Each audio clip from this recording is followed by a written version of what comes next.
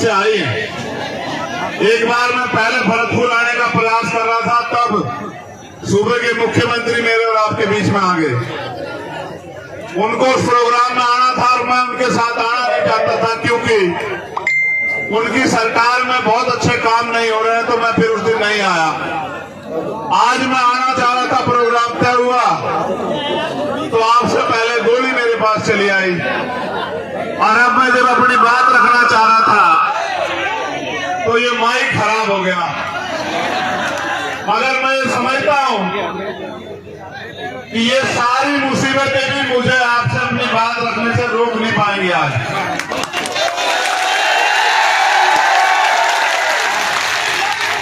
सामान्य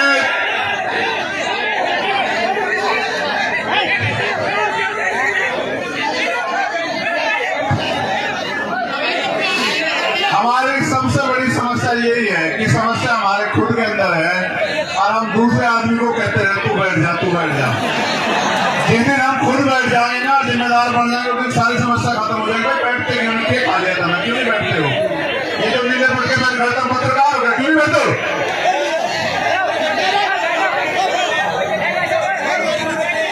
अरे भैया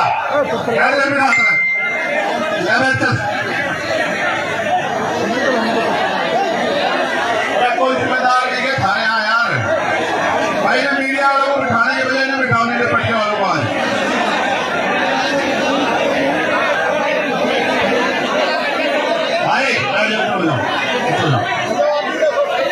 भाई तुम भी मानने को राजी नहीं, तुम्हें भी सभा खराब करके मजा आ रहा है, क्या करोगे इसका? पीछे रोड क्यों, तुम्हें क्या परेशानी पीछे रोड भाई? अरे भाई तो पूरी सभा खराब हो रही, क्या चार गिरो मैं खराब कर रहा हूँ।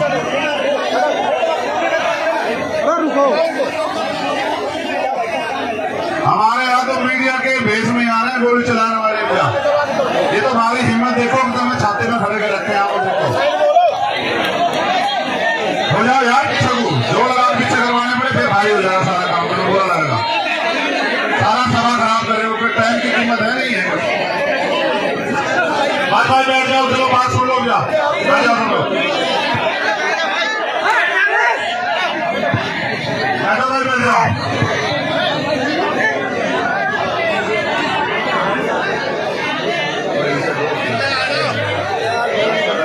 यहाँ पे टेस्ट का मतलब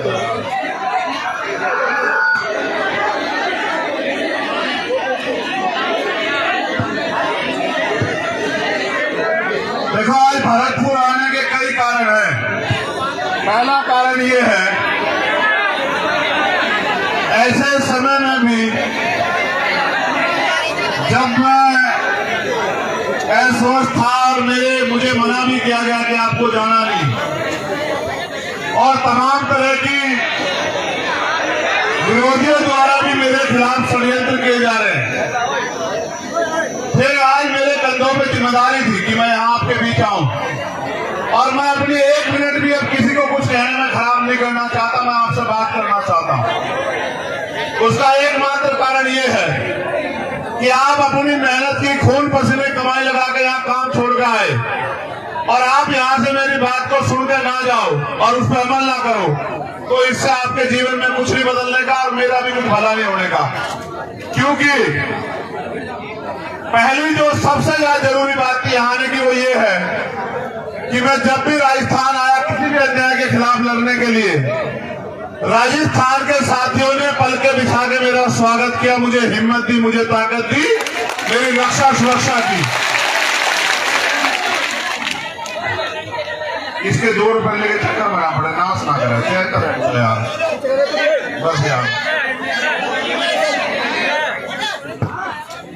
दूसरा, मैं ये उन लोगों को बताने के लिए आया हूं जिन्हें लगता है कि मैं गोलियों से डर जाऊंगा।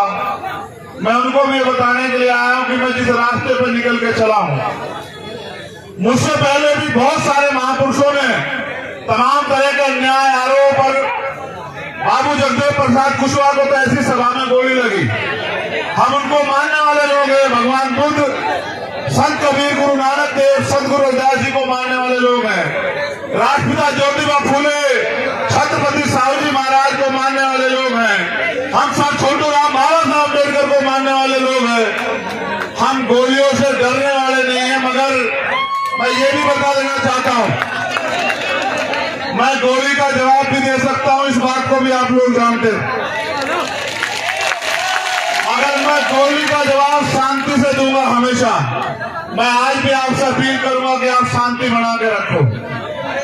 उनकी गोली का एक और कारण यह है कि वो डर रहे हैं, वो घबरा रहे हैं, और जब कोई घबराता है तो वो इस स्थिति में आता है कि इस तरह के हमले करता है।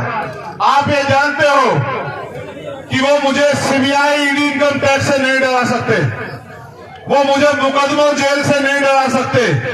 मैंने भारत की सबसे बड़ी जेल तिहाड़ भी 2-2 बार काटी है, मैंने 16-16 महीने जेल काटी है, मैंने यहाँ राजस्थान की जयपुर की जेल भी काटी है, मुझे वो जेल से नहीं डरा सकते। मैं उन नेताओं जैसा नहीं जिनके मुंह पे टेप लग जाए, इसलिए उन्हें लगा कि वो गोली से मेरा मुंह बंद कर देंगे। मैं आपको वचन देकर कहता हूं कि कोई गोली मेरा मुंह बंद नहीं कर सकती आपकी लड़ाई लड़ने के, आपकी हमारी आवाज उठाने के लिए, याद रखना। तो ये मेरा संदेश उनको भी है कि मैं आपकी गोलियों से नहीं डरूंगा। अगली बार फिर तैयारी करना, मेरी माँ बहनों का, मेरे भाइयों का प्यार आशीर्वाद मेरे साथ है। जब तक इनका प्यार आशीर्वाद मेरे साथ है, मैं कहीं नहीं जाने वाला, जब तक कुदरत ने मुझे जिंदगी दी है। दूसरी बात,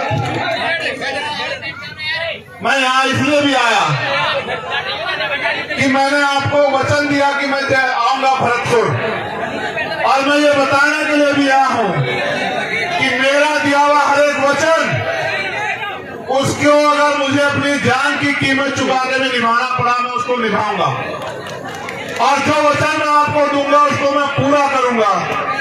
अगर मुझे जान की बाजी भी लगानी पड़ी, उसके लिए भी मैं तैयार रहूंगा, ये बताने के लिए मैं यहाँ हूँ। और चौथी और आखिरी बात, जो सबसे महत्वपूर्ण है, हमारे नेताओं को भी सुननी चाहिए, कि जब आप संघर्ष के पथ पे हो, कर्तव्य के पथ पे हो, अगर कोई बहुत ही ज्यादा मुसीबत आ जाए तो आप लक्ष्य से भटक जाओ, आप समय से ना पहुंचो, वरना आप समय से पहुंचो और मिशन के रास्ते में कोई कठिनाई आ जाए, जब तक आपके महापुरुषों का सपना पूरा ना हो तब तक रुको ना, अड़िग रहो। जैसे मैं आज अड़िग खड़ा हूं, ऐसे आप भी अड़िग रहो, क्योंकि ये परिवर्तन का आंदोलन है, एक दिन में पूरा नहीं होगा, हजारों लोगों की कुर्बानियां होगी। गुलामी की बेड़ी एक दिन में नहीं कटती है। मैं ये बताने के लिए भरतपुर में हूं, इस एकता के बीच में, कि अगर गुलामी की बेड़ियां काटनी है तो कुर्बानी देने के लिए तैयार रहो, क्योंकि जिस कौम में कुर्बानी के बकरे तैयार नहीं होते, वो कौम कभी आजादी प्राप्त नहीं करती है, इतिहास गवाह है। अगर हमारे खून से क्रांति आए तो मैं यहाँ खुले में इसलिए बैठा हूं कि मैं अपने खून का एक कतरा चुकाने के लिए तैयार हूं। अगर मेरा समाज, ये बहुजन समाज एकजुट हो जाए, अपनी एकता बनाए, अपने अधिकारों की लड़ाई को मजबूत करे, तो मैं अपने खून का एक कतरा जो है इस आंदोलन में निछावर कर दूंगा। इसलिए मैं यहाँ भरतपुर में हूँ आज। देखो, आज मैं बहुत बड़ा कोई भाषण नहीं करूंगा, ये सच है, मेरी भी इच्छा है कि मैं जिंदा रहूं। जिंदा रहने की इच्छा इसलिए नहीं है कि मुझे बहुत बड़ी कुर्सी पे बैठना है, आपकी दी हुई प्लास्टिक की कुर्सी, और अगर आप जमीन पे बिठाते वो भी मेरे लिए महलों की कुर्सी, हीरो के ताज से बढ़ते हैं। लेकिन सवाल ये है, आज तो मैं महसूस कर रहा हूं, बात मेरी जान की नहीं है। मैं चला जाता, मेरी माँ एक दिन रोती, मेरे भाई और एक दिन रोते, मेरे बालक को तो ये भी नहीं पता कि उसका पिता गया कहाँ है। वो तो कभी जब वो समझदार होता उसको पता लगता कि उसका बाप नहीं गया था और रास्ते में इस तरह मारा गया। लेकिन सच ये है कि जो लोग इस आंदोलन में मुझसे उम्मीद करके, भरोसा करके जुड़े हैं, मुझे अपने से ज्यादा उनकी परवाह, उनका हौसला ना टूट जाए, इसलिए मैं भरतपुर आया, कि उनको ये ना लग जाए कि भाई गोली भी लग सकती है। गोलियां तो लगेगी भाई, जिन्होंने अधिकार छीन रखे, जो कुर्सी में बने बैठे हैं, अगर आप उनसे अधिकार लेने का काम करोगे, सत्ता छीनने का काम करोगे, तो गोली भी चलेगी, मुकदमे भी होंगे, जेल भी जाना पड़ेगा, और भी मुसीबत आएगी, इनका सामना भी करना पड़ेगा। और आज मुझे बड़ी खुशी है कि आज मेरे पे ऐसे बहुत सारे कंधे हैं कि अगर चंद्रशेखर चला भी गया तो ये आंदोलन रुकने वाला नहीं है, इतना भी मुझे भरोसा है पूरा। मुझे देखो, आप लोग खतरे से वाकिफ हो, मैं आपको घटना भी बता देता हूं, फिर मैं आपसे काम की बात करूंगा। जब मेरा टेक्निकल मुआयना होने चला गया, मेरे कपड़े, जब मेरे कपड़े आएंगे तो आप देखना बनियान में और शरीर में कितनी जगह होती है। बोलने वाला तो कोई कुछ भी बोलता रहे, मैं सस्ती लोकप्रियता की राजनीति करता नहीं हूं, आप जानते हो इस बात को। जब मेरे कपड़े आएंगे आप देखना, या पुलिस का बयान आएगा आप सुन लेना, वहां की पुलिस भी हमारी नहीं, वहां की सरकार भी हमारी नहीं। मैं अपने साथियों को भी बता दूं कि जितनी जगह बनियान में और शरीर में होती है उसमें वो 3 छेद है, 3 गोली गई है वहां को, मगर एक लगी, वो भी इसलिए लगी क्योंकि उनकी इच्छा भी मजबूत थी, लेकिन वो बची इसलिए क्योंकि आपका प्यार ज्यादा ताकतवर था। पहली गोली जब शीशे पे लगी, वो शीशा मजबूत था, वो क्योंकि राउंड कब मिले वो आसानी से आगे ऐसा लगा जैसे पत्थर लग गया उस सिर में। मैंने अपने साथियों से कहा कि भाई शायद किसी ने पटाखा छुपाया, किसका टायर पड़ गया। मैंने कहा पत्थर आगे लगी दिखे। लेकिन जब दूसरी गोली लगी तब मुझे एहसास हुआ, तब मैंने मनीष से कहा भाई, मैंने कहा घिर गए हैं, गोली चल रही है। मैंने कहा गोली चल रही है, गोली लगी है। फिर मैंने अधिकारियों को बताया, ये बात मैंने आपको इसलिए बताई, मुझे एक बात का पता, आदमी गोली से नहीं मरता, आदमी मरता है डर से। और डर जिस दिन मैं इस काम में आया था, मैं डर को घर छोड़ आया था। अगर डर में रहूंगा तो लोहे के बक्सों में रहूंगा, लोहे के बक्सों में रहूंगा, थारे किसी काम नहीं आ सकता। अगर थारे बीच रहूंगा तो थारे भी काम आऊंगा, मुझे लगता है कुछ करके भी दिखा पाऊंगा। तो मुझे जैसे मेरी जान को खतरा है, पूरे भारत में भीम आर्मी आजाद समाज पार्टी के माध्यम से, और हमारे बहुजन पत्रकार भी, ये भी बात कहनी पड़ेगी, हमारे पत्रकार जो बहुजन समाज के हैं भाई, या जो ईमानदार पत्रकार हैं देश में, या जो ईमानदार से लड़ाई लड़ रहे हैं, भीम आर्मी आजाद समाज पार्टी के लोग, या किसान सभा के लोग, या हमारे जाट महासभा के लोग, या अन्य कोई बहुजन संगठन जो ईमानदार से लड़ाई लड़, उन सबकी जान को खतरा है। आप मेरे लिए सुरक्षा की मांग कर रहे हो, मैं यहां भी सुन रहा था। कितने लोग की सुरक्षा की मांग करोगे आप बताओ, और किस किस की सुरक्षा सुनिश्चित हो सकती है? इस सुरक्षा को सुनिश्चित करने का एकमात्र माध्यम है कि जो लोग सुरक्षा देने वाले हैं उनके हाथ आपके हो जाएं। जिनसे सुरक्षा मांग रहे हो उन कुर्सियों पे आप जाके बैठ जाओ। जिस दिन उन कुर्सियों पे आप बैठ जाओगे, ना चंद्रशेखर आजाद को खतरा होगा और ना किसी आम आदमी को खतरा होगा। चाहे राजस्थान में, उत्तर प्रदेश, भयमुक्त शासन आएगा, भयमुक्त। हर आम आदमी, चाहे वो किसान हो, कामगार हो, मजदूर हो, कोई बहन हो, कोई बिटिया हो, कोई बच्ची हो, कोई बुजुर्ग हो, जब ऐसे लोग कुर्सी में बैठेंगे जो सबकी सुरक्षा चाहते होंगे, जिनका लक्ष्य होगा कि हर कमजोर को बुनियादी सुविधाएं, अधिकार, स्वाभिमान सम्मान की जिंदगी मिले, इंसानियत बनी रहे, तब जाके व्यवस्था बदलेगी, वरना आप नहीं कर पाओगे इतने लोगों की सुरक्षा। क्योंकि आज जो सरकार में बैठे हैं उनका एकमात्र लक्ष्य ये है कि जो भी आपके खिलाफ आवाज उठा रहा है उस आवाज को किसी भी तरह कुचल दो। अगर मुकदमों से डर जाए, मुकदमों से डरा दो। अगर पैसे से खरीद के जाए, पैसे से खरीद लो। अगर और कोई डर दिखा के सीबीआई, इनकम टैक्स का ताला लगता लगा दो उसके मुंह पे, और अगर इनसे भी ना घबरा रहा हो तो गोलियों से उसके सीने को छलनी कर दो। अभी वो गोली नहीं बनी जो आपकी ममता को चीर के पार निकल जाए, ऐसी गोली बनी नहीं है अभी, आप चिंता मत करो। मेरी बात पर गौर करो। अब जो बात मुझे आपसे कहनी है कि मेरा पसीने में यहां जो हाल है, आपका क्या हाल हो रहा होगा। फिर मैं आपके लिए क्यों कुर्बान ना हो जाऊं, आप बताओ मुझे। जो मेरे लिए टांग पर खड़े हैं, जो इस गर्मी में मोटे से मोटा लगा के सर में सर जोड़ के यहाँ जो अड़े बैठे हैं, घर में वे पंखे के बगैर भी नहीं रहते होंगे, कूलर के बगैर भी नहीं रहते होंगे। अगर वो मेरी बात पे इतना खड़े हैं तो उनके लिए मैं क्यों ना कुर्बान हो जाऊं? आप बताओ मुझे, क्या ऐसा कारण हो कि मैं कुर्बान ना हो जाऊं? देखो भाई, हम जब बैठ जाना, बैठ जा। खुदा जी की सुरक्षा में हो, उसे ना कुछ हो सकता। मर्द का तो बैठ जा, बैठ जा, नाल ना करे और कोई इनकी सुरक्षा ज्यादा है। देखो मेरी बात पे गौर करो। 26 जनवरी 1950 को भारत में लोकतंत्र आया था। लोकतंत्र यानी कि बहुमत का शासन, जिनका वोट होगा उनका राज होगा।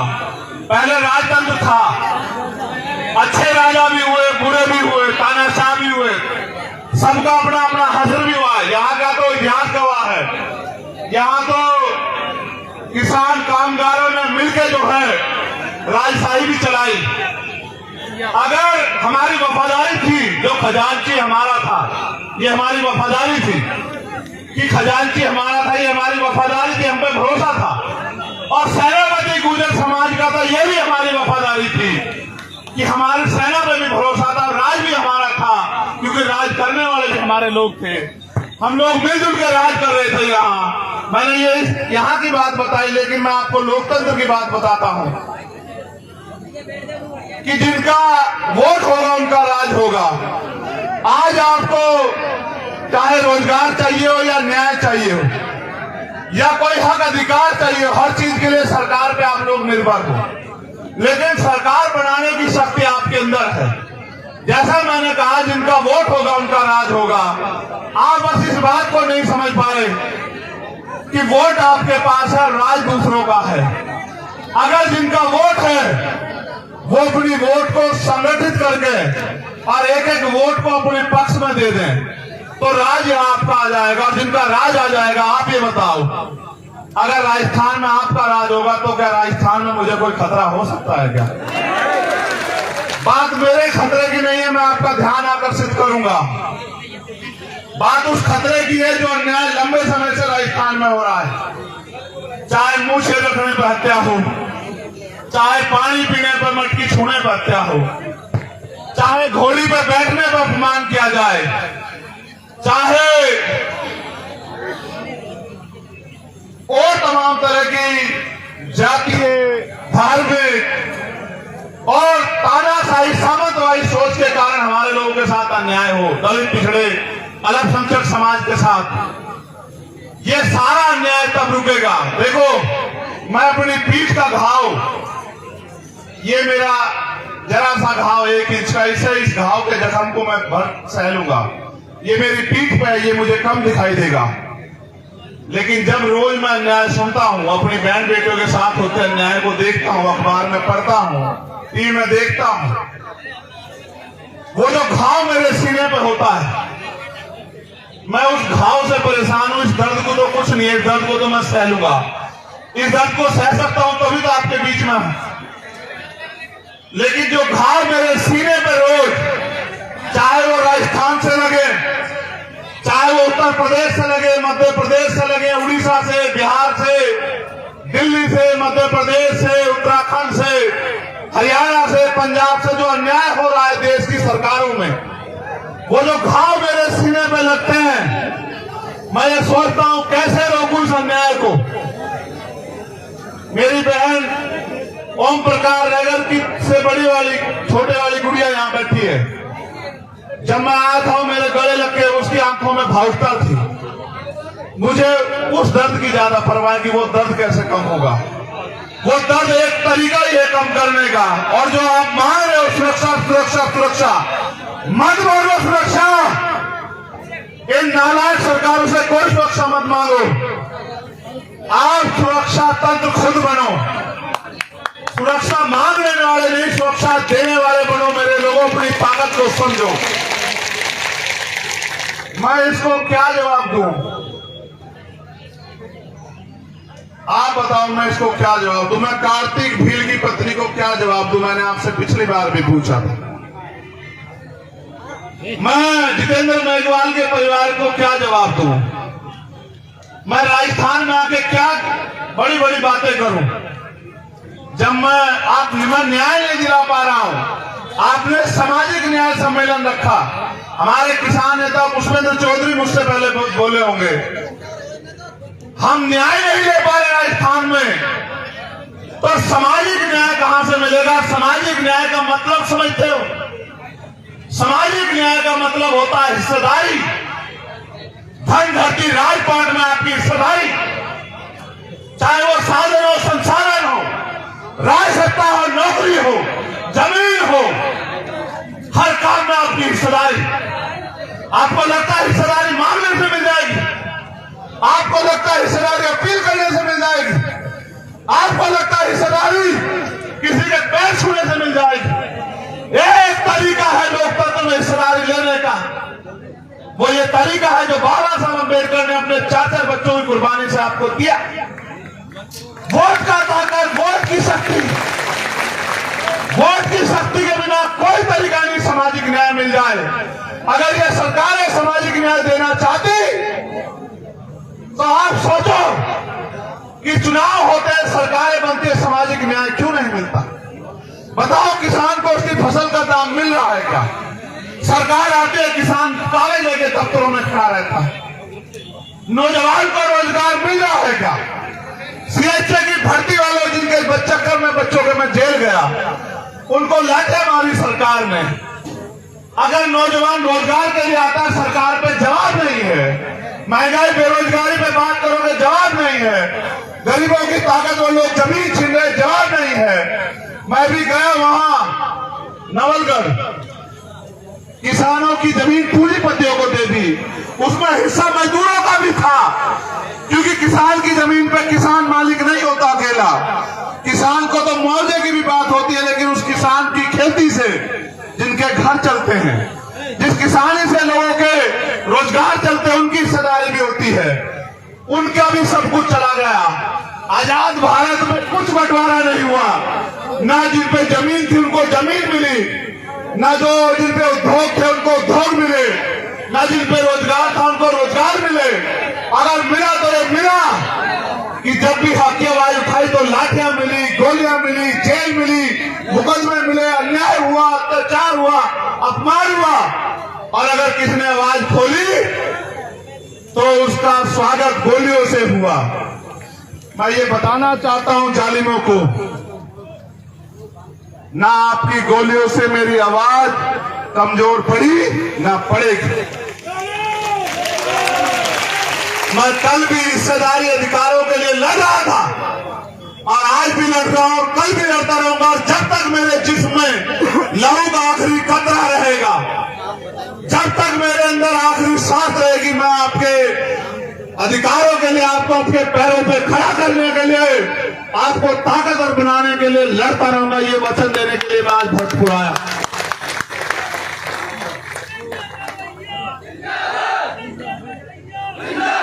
एक खबर मेरे हाथ में दी है, पुलिस के लोग यहाँ होंगे। करौली जिले के 4 लड़के भी भरतपुर पुलिस ने थाने बंद कर दिए हैं। वो बस में खड़े छत पे नारेबाजी हो रही थी, तुम इतने मत गिरो, यहाँ के लोग हो, इस सरकार के लोग हो।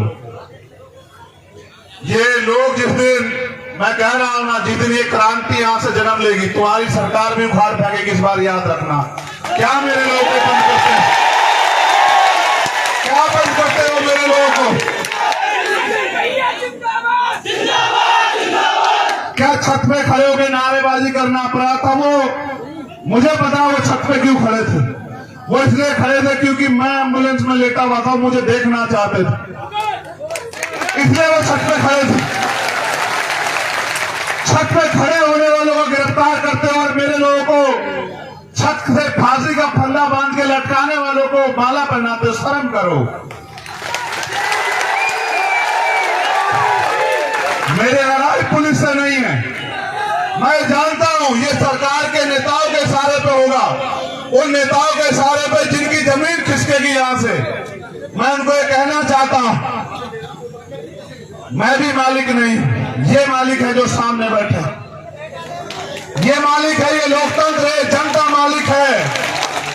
ये जनता जिसके साथ खड़ी है वो नेता है, ये जिसके पीछे खड़ी है वो आगे बढ़ेगा। कल तक ये आपके साथ थी, अगर ये मेरे साथ खड़ी हो गई तो मैं मुख्यमंत्री की कुर्सी के आसपास भी नहीं जाने देंगे मेरे लोग, याद रखना। मुख्यमंत्री गलतफहमी में मत रखना, और न रहना रहना हम हैं। पुलिस से हमारी कोई लड़ाई नहीं, पुलिस के लोग किसान कामगारों के बच्चे हैं, वो हमारे लोग हैं। वो अगर हमें लाठी भी मारेंगे तो ये सोच के मारेंगे कि अपने को लाठी मार रहा हूं। लेकिन याद रखना, सरकार से कोई हमारा रिश्ता नहीं। अगर सरकार के लोग हमारे लोगों से अन्याय कराएंगे, हम अपने लोगों की लाठियां खा लेंगे, लेकिन आपकी कुर्सियां खींच लेंगे भी। ये आप याद रखना, समय आ रहा है 2023 का।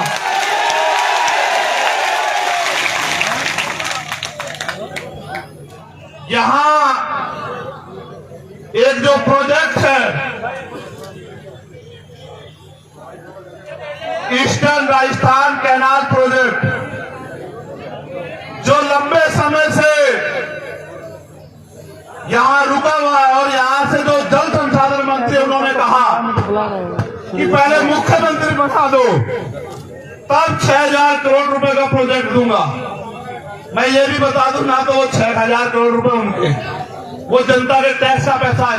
मैं आपको एक जानकारी दे दूं इस बात के साथ, जो पैसा सरकार खर्च करती है, चाहे केंद्र की करे स्टेट की, वो पैसा जनता के टैक्स का पैसा होता है, सरकार का नहीं होता। सरकार के लोग अपने घर से पैसा नहीं लाते। तो जो केंद्रीय जल संसाधन मंत्री होके फिर भी पद मांग रहा है, उससे ज्यादा उम्मीद मत करो आप लोग। इसलिए ये प्रोजेक्ट इसलिए रुका हुआ है क्योंकि वो इसके नाम पे आपसे वोट लेना चाहते हैं। इस बार आपको उनकी बातों में नहीं आना है, उनकी झूठी बातों में गुमराह तो नहीं हो जाओगे, बताओ? नहीं, दोनों हाथ उठा के बताओ। नहीं, उठा के रखो तभी मानूंगा। अच्छा ठीक है। यहां ये सबसे बड़ी समस्या है, सुन लो। एक यहाँ बजरी माफिया का बड़ा वो है, जिसकी वजह से आम आदमी को जो बजरी 3-4 हजार रुपए मिलनी चाहिए वो 20-30 हजार रुपए से ज्यादा मिलती है। और फिर वो जो उनको रोकता है उसके साथ वो किसी घटना को भी अंजाम देते हैं। सरकार सोई भी है, सरकार को नहीं दिखता है, सब सरकार का संरक्षण है उनको। नकल माफिया का मामला आप देखते हो इस सरकार में कि सारे पेपर जो है वो भर्तियों से पहले लीक हो जाते हैं। अब मैं आपसे एक बात जानना चाहता हूं,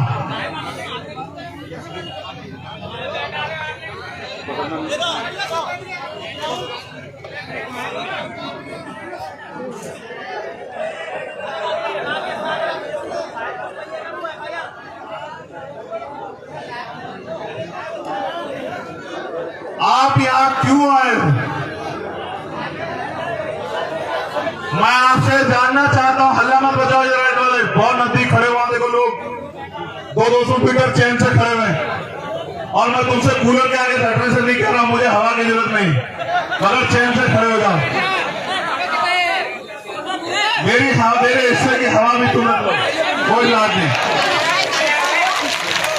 मैं आपसे पूछ रहा हूं, आप यहां क्यों आए हो? यहां गोली भी चल सकती है आपके ऊपर, मेरे चक्कर में आपको भी नुकसान है।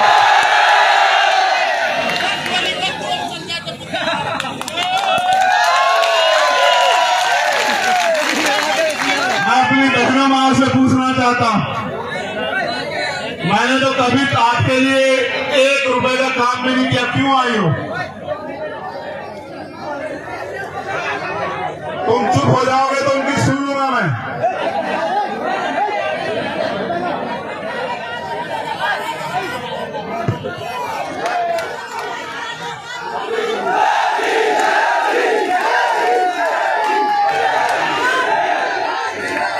हो जाओ।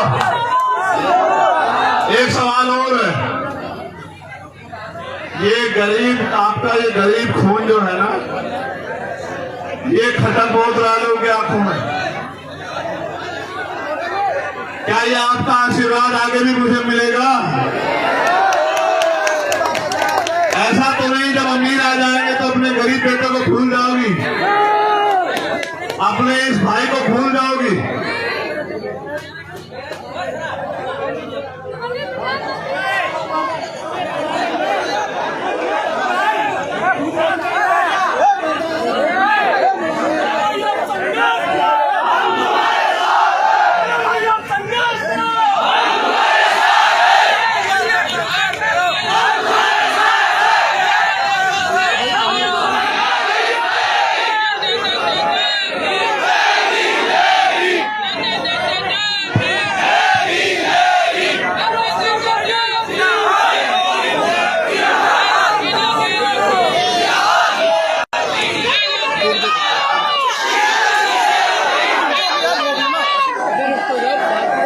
बात खत्म करने दो, बात खत्म करने उसको।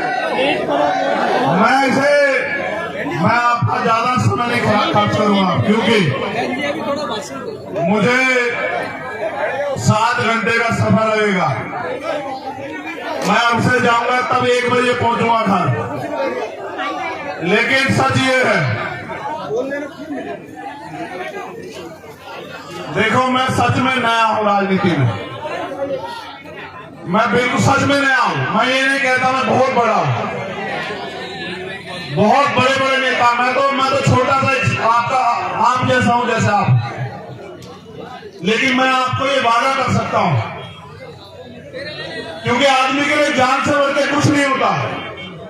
मुझे यहां से एमपी एमएलए का चुनाव नहीं लड़ना है, लेकिन मैं चाहता हूं कि यहां भी अन्याय खत्म हो, यहां भी आप लोग ताकतवर हो। मैं यूपी में नहीं गया सभा करने इस घटना के बाद में यहां आपके पास आया ये कहने कि यहां आपके पास पहले मौका आएगा अपने लोगों की रक्षा सुरक्षा करने का। यहां आपके पास पहले अवसर है इन गुलामी की बेड़ियों को और उन सामंतशाही ताकतों को सबक सिखाने का कि अब हम जुर्म नहीं सहेंगे, अब हम किसी भी कीमत पे किसी भी अन्याय अत्याचार को बर्दाश्त नहीं करेंगे, चाहे वो चंद्रशेखर आजाद के साथ हो या गांव में रहने वाले आम किसी किसान, कामगार, नौजवान, महिला, मजदूर किसी के भी साथ हो, इस अन्याय को नहीं सहेंगे। ये सबसे बड़ा मौका आपके पास आने वाला है और मैं ये आपसे आग्रह करूंगा, ये राजधानी है हमारी, मैं इस बात को जानता हूं, ये आगरा से लगी हुई ये राजधानी है हमारी। मैं आपसे अपील करूंगा, आपने मिट्टी के पुतलों को ताकतवर बनाया। मैंने आपसे पहले कहा कि सबके लिए अपनी जान कीमती होती है, लोग रोटी और जान के लिए जीते हैं। मैं अगर जीता हूं, अगर मुझे दूसरा जन्म मिला है तो मैंने पहला जन्म भी आपके नाम सब कुर्बान कर दिया था और मेरा ये जन्म भी आपके नाम कुर्बान रहेगा। आप इस बात को जान लें। ना मैं आपके स्वाभिमान सम्मान आपके हक अधिकारों से पहले समझौता करता आया और मैं आप करूंगा, मेरी जान जा सकती है, लेकिन मैं कभी आपके अधिकारों के को छुपने नहीं दूंगा। ये वादा करने के लिए भरत हुआ। मेरे जाने के बाद तमाम तरह की बातें होंगी, बस याद रखना, अगर आप ये सोचते हो कि आपके साथ यहां अन्याय है, वो मैं दिल से कह रहा हूं, आपके पीठ पे पड़ी नहीं, एक लाठी चंद्रशेखर आजाद की पीठ पे पड़ी। जब कोई जालिम, देखो मुझसे लड़ाई क्या है मैं बता देता हूं। अब से पहले नहीं होता था कि कोई ताकतवर किसी की बच्ची को नोच ले, किसी का अपमान करे, किसी को गलत निगाह से देखे, किसी को घोड़ी पे ना बैठने दे, किसी की मूछें रखने पे हत्या कर दे, किसी की मटकी छूने पे हत्या कर दे। अब से पहले नहीं होता था, लेकिन अब होता है कि अगर ऐसा कोई करता है तो वो मिनट से पहले जेल जाता है, उसका बाप भी उसको बचा नहीं पाता। होता है जो ये सोचते थे कि ये किसान कबीरे, दलित, पिछड़े, अल्पसंख्यक समाज के लोग, आदिवासी समाज के लोग उनकी जागीर है, उनके गुलाम है, इनका शोषण करना उनका जन्मसिद्ध अधिकार है। आज वो लोग मिनट से पहले जेल में जाते हैं, उनको सजा होती है। उनको ये चुभने लगा कि आज एक लाखों चंद्रशेखर खड़े हो गए हैं, आज हर गली में चंद्रशेखर है। इस भरतपुर में हजारों चंद्रशेखर हैं जो सीना तान के खड़े हैं, जो जवाब देना जानते हैं। ये उनको चुभने लगा। वो लोग अपनी सरकार के मंचों में बैठते कहते हैं जो कल तक हमारे जूतों के फीते बांधते थे, इस संविधान की वजह से हमारे सर पे चढ़ के बैठ गए हैं। ये वो कहते हैं। मेरी लड़ाई यह है कि संविधान में जो अधिकार आपको दिए वो सुरक्षित रहे और वो लागू हो और नए अवसर पैदा हो और भारतीय संविधान सुरक्षित रहे और बाबा साहब अम्बेडकर साहब, छोटू राम और चौधरी चरण सिंह, चौधरी कुमार राम आर्य, कोतवाल धन सिंह गुर्जर, जननायक बिरसा मुंडा और मान्यवर काशीराम साहब के अधूरे सपने पूरे हों, यही मेरा सपना है। इसलिए मैं राजस्थान में हूं और मैं जानता हूं, नहीं मुझे बोलने दो। मैं जानता हूं ये तभी पूरा होगा जब आपके हाथ मेरे कंधे पे होंगे और फिर ऐसा शासन आएगा जैसे राजा सूरजमल जी का शासन था, जहां सेना भी हमारी, जहां कोष भी हम पे और जहां राज भी हमारा और सम्राट अशोक जैसा राज, वो तभी आएगा जब आप एक हो जाओगे। बहुत बहुत धन्यवाद। आपके प्यार, आपके आशीर्वाद की अभिलाषा रखता हूं और ये उम्मीद करता हूं कि अब की बार आप मेरे हाथों को मजबूत करोगे और मेरे पीठ का जख्म बढ़ जाएगा लेकिन मेरे दिल के जख्म को कम करने का काम करोगे, ऐसा मुझे विश्वास है। 20 अगस्त को जयपुर में हमारा महासम्मेलन है। मेरी निगाह रहेगी भरतपुर के क्षेत्र के लोगों पे कि वो मेरे सम्मान की रक्षा करने के लिए जयपुर जरूर आएंगे। मैं भी आपसे वादा करता हूं, समय का कोई पता नहीं। मेरी लड़ाई किसी जाति धर्म से नहीं है। मैं मानता हूं हर जाति धर्म में अच्छे बुरे लोग हो सकते हैं, उनकी अपनी समस्या हो सकती है, लेकिन अगर सब ठीक रहा और मेरे अंदर जान रही, मैं आपका स्वागत करने के लिए जयपुर 20 अगस्त को जरूर आऊंगा। क्या हुआ कि हमारे किसी और को वोट देने और हमारे खेतन अब आना कोई सुन के बताएगा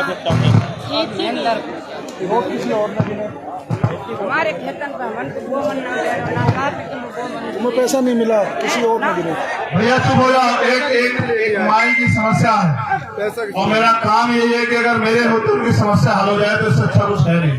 माई आप काम करो, आप हमारे यहाँ के जो लीडर्स लोग हैं, राजन हम कल जाके आए वो दिए माई, वो बात दिए तो मैं देते इतने बड़ा बात। माई मुझे आपने कल इनको बताया होगा, ये लोग गए थे 2 साल से भजे डोल में।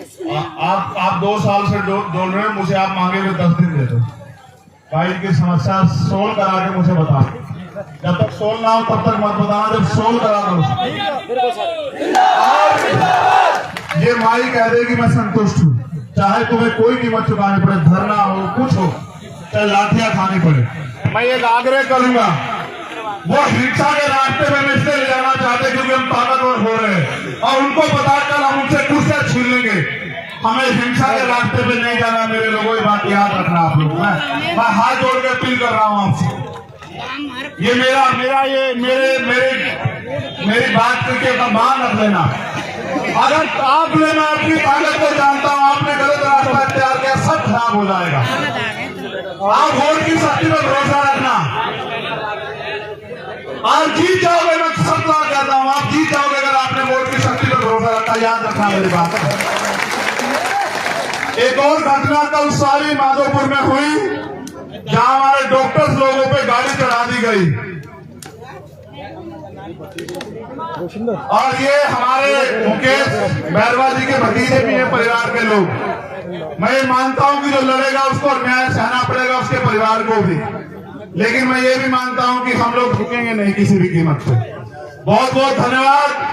आप सब लोग यहाँ आए, आपने मेरा मान रखा, आपने इतना प्यार दिया। जय भीम।